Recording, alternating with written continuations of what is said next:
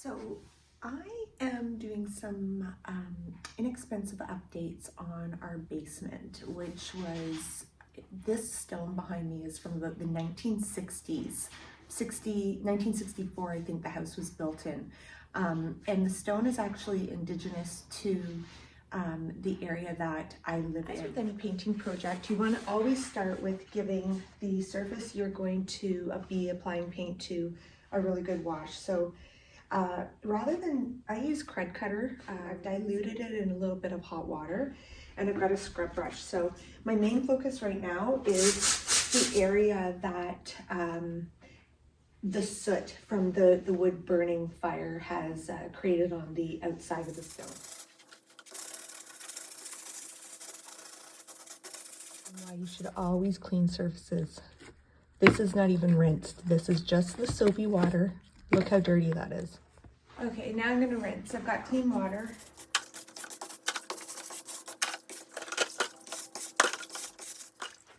Okay, so I have all my tricks of the trade. This still looks like it's dirty. It's not, it's just wet. As it dries, I'm gonna get a better sense of whether or not I need to go over any areas again.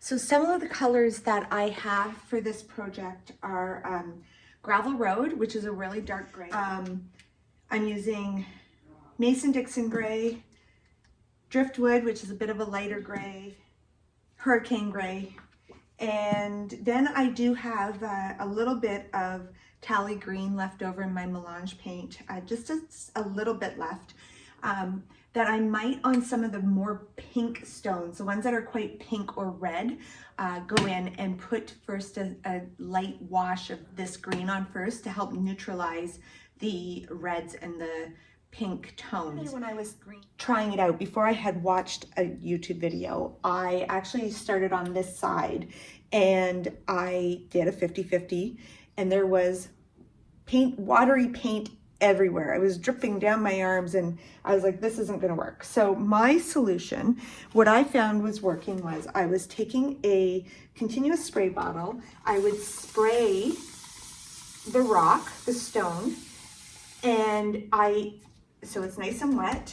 And then I was going in with paint on my brush and I rubbing it in, the paint onto the wet stone. And I have cloths here with me, and I'm now pulling the paint off. And then I just layered it. I started using some different colors. I've got water in these containers here. I've got my continuous spray bottle, so if the paint's too thick, I can water it down. And I was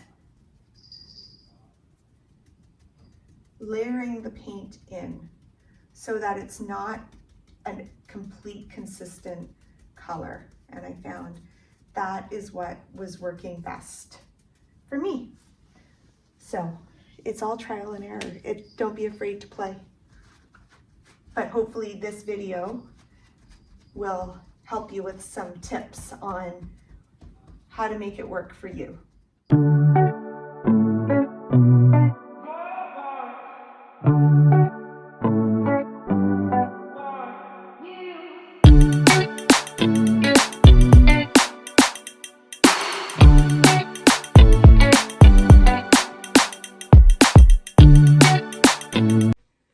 So I almost got all of this completed yesterday, but I didn't start it until quite late. It was Valentine's Day. I thought I could pull it off in a couple of hours, and it took me a little over 4 hours. So I decided, I think about 8 o'clock last night, that I would call it quits.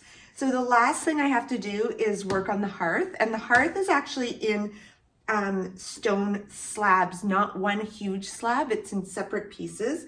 So I'm just going to work on toning that down a bit.